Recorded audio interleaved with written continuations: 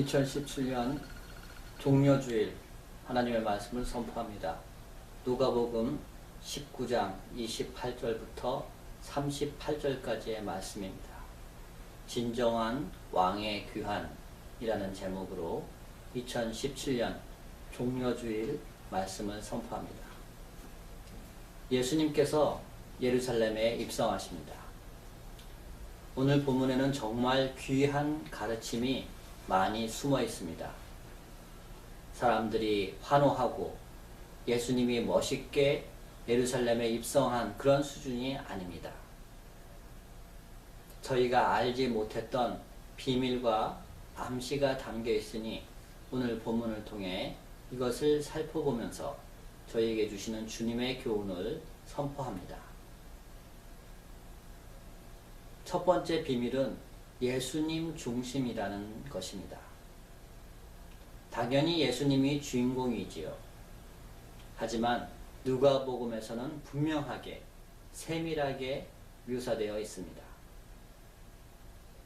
28절에 예수께서 이 말씀을 하시고 예루살렘을 향하여 앞서서 가시더라 라고 기록되어 있습니다. 마태, 마가, 요한복음엔 저희가 예루살렘을 향해 가는 것으로 표현됩니다. 다른 복음서에서는 예수님이 무리와 함께 무리 중에 한 일원으로 예수님께서 이동하는 것으로 묘사된 반면에 누가복음엔 예수님께 초점이 맞춰져 있습니다. 예수님께서 예루살렘으로 내려가신다는 것입니다. 이런 모습은 35절 예수님이 나귀를 타신 것에서도 나타납니다. 35절입니다. 그것을 예수께로 끌고 와서 자기들의 겉옷을 나귀 새끼 위에 걸쳐놓고 예수를 태우니 나귀를 예수님이 직접 타신 것이 아닙니다. 누가복음에서는 사람들이 예수님을 수종들어서 나귀 위에 태워드린 것입니다. 다른 복음서엔 예수님이 직접 타신 것으로 기록됩니다. 누가복음에서는 더 예수님 중심으로 예수님이 주인공임을 알려줍니다. 왕의 귀환, 메시아의 귀환입니다. 예수님 중심으로 오늘 말씀을 보아야 더 정확하고 분명합니다. 두 번째 비밀은 예수님께서 머무시고 통과하는 장소에 담겨 있습니다. 29절과 37절이 중요합니다. 우선 29절입니다. 감람원이라는 산의 벳바게와 베다니에 가까이 왔을 때 제자 중 둘을 보내시며 예수님 당시 예루살렘을 순례하는 사람들의 북동쪽 루트입니다. 벳바게와 베다니를 통과하여 예루살렘에 도착합니다. 벳바게의 이름 뜻은 무화과 나무의 집이라는 것입니다. 베다니는 가난한 사람의 집이라는 뜻인데 감람산 동쪽에 두 도시가 위치합니다. 벳바게와 베다니. 감람산에서 예수님께서 예루살렘 입성에 의전을 갖습니다. 제자들을 통해 나귀를 준비하게 하십니다. 감람산에서 예수님이 도보가 아닌 나귀를 타고 예루살렘으로 출발하십니다. 감람산에서 그렇게 하셔야 할 의미가 있기 때문입니다. 감람산은 구별된 거룩한 곳입니다. 구약의 사무엘하 15장 30절부터 32절엔 다윗 시대까지 감람산에 성소가 있었음을 알려줍니다. 에스겔은 11장 23절에 하나님의 영광이 예루살렘에서 올라와 감람산에 머무는 환상을 기록합니다. 스가랴 14장 4절에는 감람산에서 메시아가 나타날 것임을 예언했습니다. 다윗의 경우에 또 에스겔 스가랴의 예언서에 감람산은 거룩한 곳으로 메시아가 출현할 장소임을 알려줍니다. 하나님의 거룩하고 영광스러운 장소가 감람산입니다. 이 감람산에서 예수님이 예루살렘 입성의 출정식을 갖습니다. 예수님이 메시아이심을 밝히는 것입니다. 예수님의 메시아 선언입니다. 마치 한국 대통령 선거 주자가 4.19 묘지나 5.18 묘역, 현충원 등을 참배하는 것과 같은 이치입니다. 그들의 정신을 받들고 존중하겠다는 그런 마음으로 수유동, 광주, 현충원을 찾는 것과 같은 것입니다. 미국 대통령이라면 한국을 방문할 때 DMZ를 방문하는 것과 같은 의미입니다. 예수님께서 감람산에서 출정하심은 메시아의 예언이 성취되고 메시아로서 예루살렘에 입성하심을 선언하는 것입니다. 또 37절에도 의미가 담겨 있습니다. 37절엔 이미 감람산에서 내려가는 편까지 가까이 오심에 제자의 온 무리가 자기의 본바 모든 능한 일을 인하여 기뻐하며 큰 소리로 하나님을 찬양하여 라고 기록되어 있습니다. 감람산의 의미는 밝혀졌으니 이제는 내려가는 편까지 라는 부분을 살펴봅니다. 왜 하필이면 감람산에서 내려가는 편까지 가까이 왔을 때 다른 사람들이 주님을 호산나 하면서 하늘에는 평화요 영광이요 라고 찬양했을까? 그 의미를 살펴봅니다. 원래 감람산에서 예루살렘으로 가는 길이 내리막길입니다. 감람산이 예루살렘보다 90m 정도 높습니다. 그러니 감람산 쪽에서 예루살렘으로 가려면 내려가는 길입니다. 그런데 구약에 감람산을 올라간 인물이 있습니다. 바로 다윗 왕입니다. 메시아의 모델과 같은 다윗 왕이 감람산을 올라갔습니다. 언제 올라갔느냐? 다윗이 압살롬의 반란을 도피하여 하나님의 도움을 구할 때 감람산에 올라갔습니다. 다윗이 감람산에 올라간 기록이 사무엘하 15장 30절에 기록되어 있습니다. 고난과 부끄러움으로 다윗은 감람산에 올라가는 길을 이용했습니다. 하지만 반대로 예수님은 메시아로서 영광과 환성 속에 감람산에서 예루살렘으로 내려가는 길을 사용하십니다. 이게 대조가 됩니다. 메시아의 모델인 다윗은 지옥에 올라가는 길로, 진정한 메시아인 예수님은 영광에 내려가는 길로 다니신다는 것입니다. 예수님은 다윗보다 더 온전한 메시아이심을 암시합니다. 예수님께서 불완전한 승리자가 아니라 진정한 승리를 가져올 메시아임을 알려주는 표현입니다. 감람산과 예루살렘으로 내려가는 길에서의 찬양은 예수님이 메시아로서 예루살렘에 들어가심을 알려줍니다. 또 몇 가지 힌트가 있습니다. 아직 아무 사람도 타보지 않은 나귀를 예수님이 타심은 메시아이심의 선언이십니다. 스가랴 9장 9절에 예수님이 나귀를 타심이 예언되어 있습니다. 또한 다른 사람이 타지 않았다는 것은 거룩하게 구별됨을 의미합니다. 민수기 19장 2절에 나오는데요. 구별되었다는 의미입니다. 예수님께서 나귀를 타심으로 메시아의 예언을 성취하시며 겸손한 왕이심을 알려주십니다.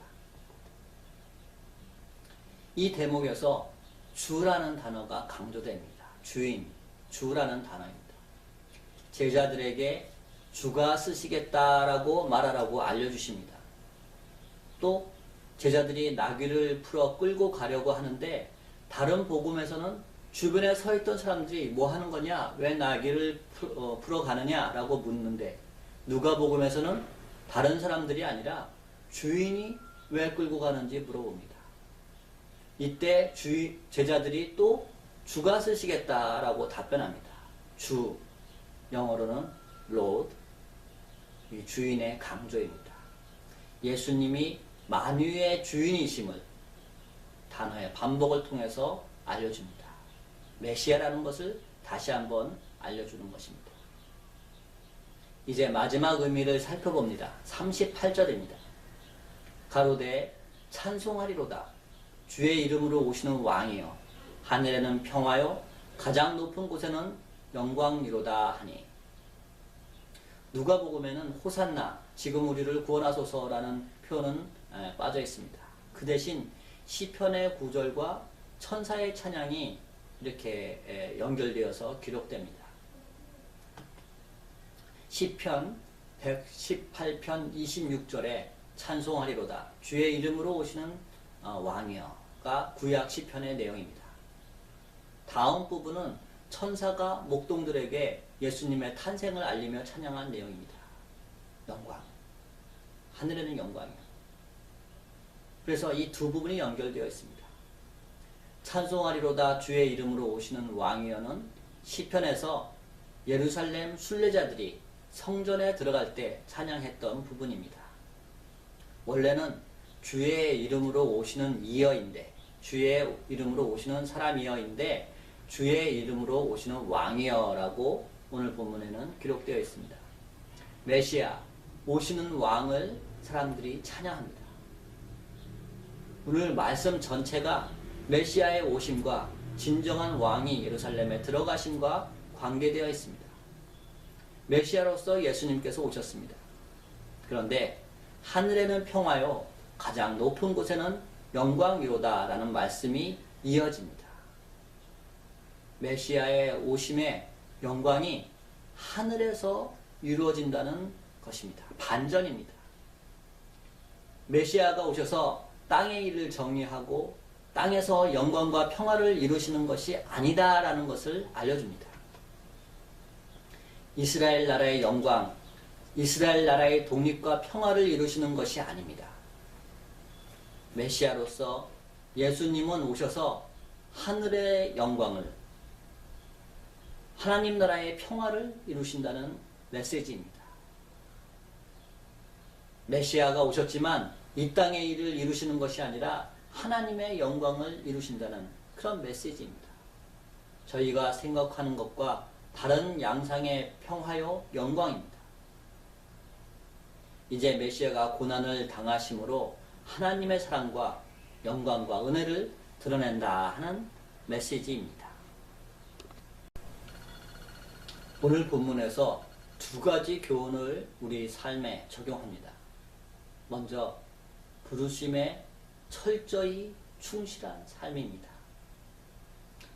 예수님이 그리하셨습니다. 철저하게 대속의 사명을 수행했습니다. 구약의 메시아 예언이 예수님의 삶에서 공생애에서 빠짐없이 이루어지도록 예수님은 행동하셨습니다. 오늘 말씀에도 감람산의 의미를 알고 그래서 감람산에서 출발하시고 어린 나귀를 타시고 예언을 이루시며 하나님의 영광을 받으실 것을 인정하십니다. 예수님의 모든 행동이 구속을 위한 것이었습니다. 예수님의 모든 말씀이 대속을 향합니다. 예수님 삶이 하늘 영광을 향한 메시아의 삶입니다. 예수님은 대속의 희생양 메시아의 사명을 망각한 적이 없습니다. 저희도 이 예루살렘에 입성하시는 예수님을 보며 철저한 신앙인 되기를 힘써야 할 것입니다.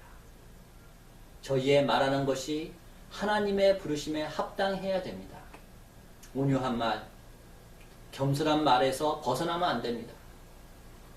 손해가 되더라도 비난과 공격이 아닌 온유와 겸손한 말로 하나님의 부르심에 합당한 언어를 유지해야 합니다. 또 저희의 행동이 사랑과 섬김, 희생의 행동이어야 합니다. 합당한 대가를 계산한 행동, 인정받고 군림하기 위한 행동은 믿는 자의 행동이 아닙니다.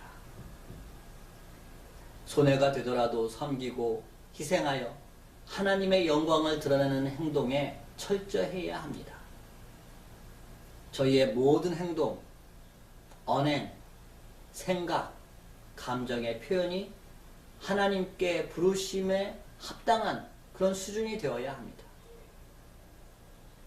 예수님처럼 철저하게 하나님의 부르심에 맞게 살아야 합니다. 저희의 가는 곳, 저희의 먹는 것, 저희의 사는 곳, 저희의 입는 것이 모든 것이 하나님의 부르심에 합당한가를 항상 스스로 질문해야 합니다.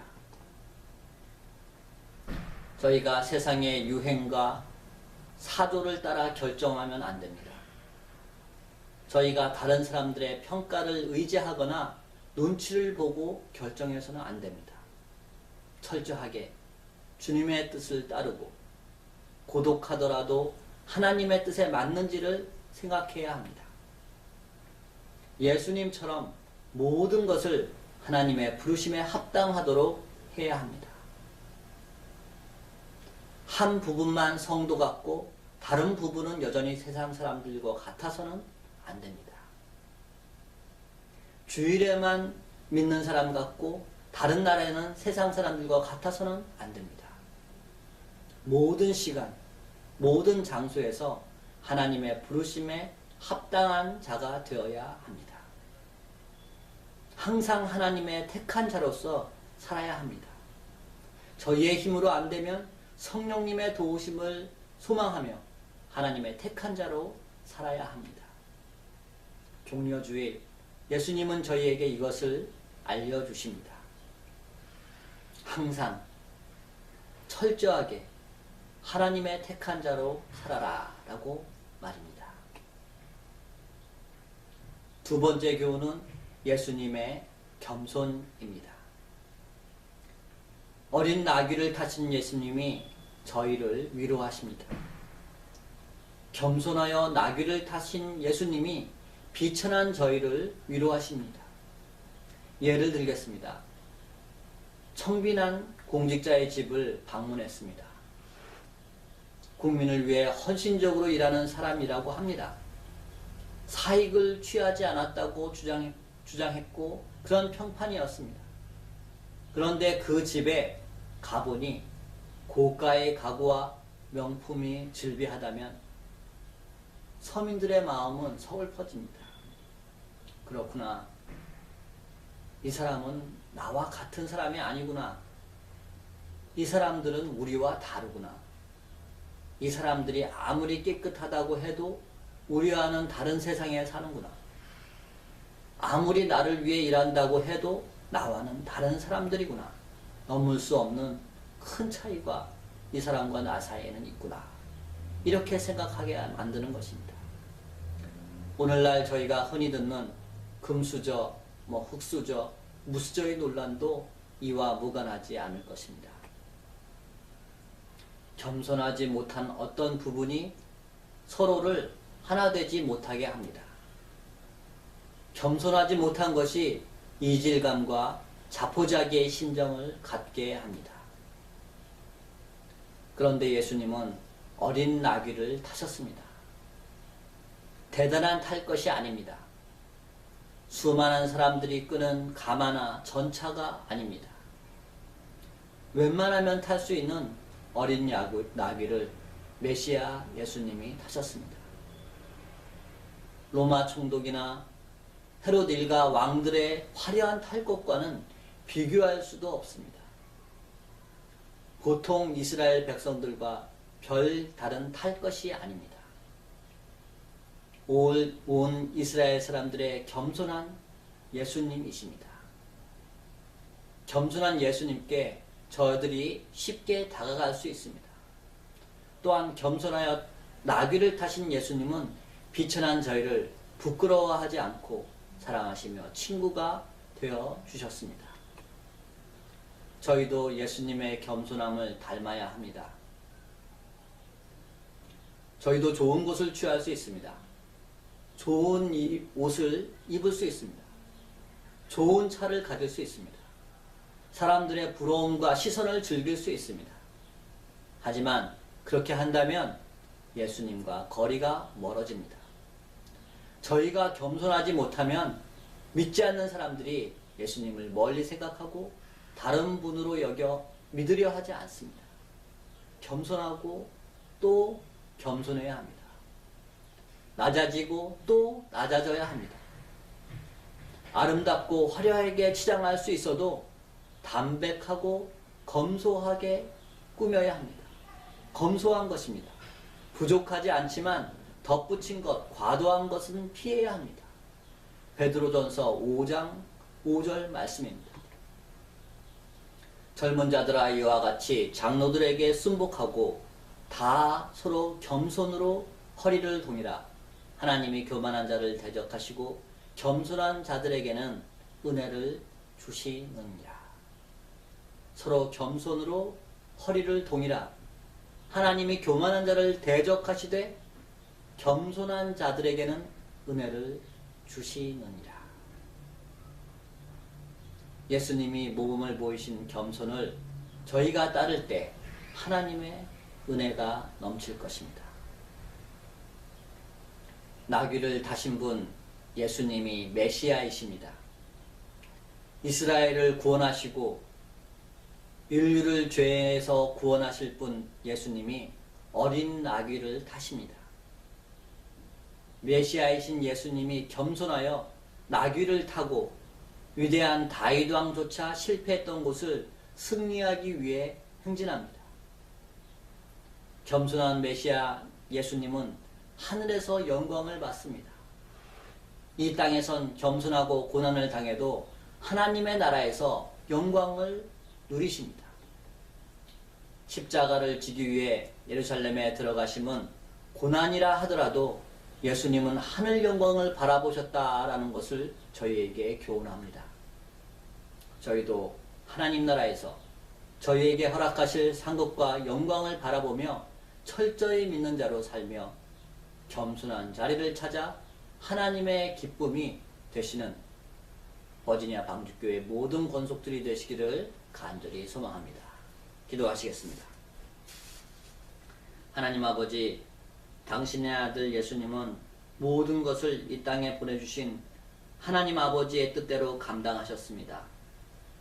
감람산에서 준비하시며 예언처럼 어린 나귀를 타시며 진정한 이스라엘 왕으로 승리의 길을 택하시어 하늘 영광을 이루십니다. 저희도 어린 나귀를 타신 예수님을 바라보며 철저하게 부르심에 합당하게 살도록 하여 주시옵소서. 저희도 어린 나귀를 타신 예수님을 바라보며 겸손하고 겸비하여 하나님의 영광을 온전히 드러내도록 인도하여 주시옵소서. 높은 것, 영광만 바라보지 말게 하시고 낮은 곳, 아픈 곳을 찾으며 하나님의 뜻을 이루게 하여 주시옵소서. 비록 저희가 낮은 곳에서 외롭고 힘들어도 저희를 주님께서 위로하여 주시고 돌보아 주실 것을 믿사오며 저희를 구속하여 주신 예수님의 이름으로 기도하옵나이다. 아멘.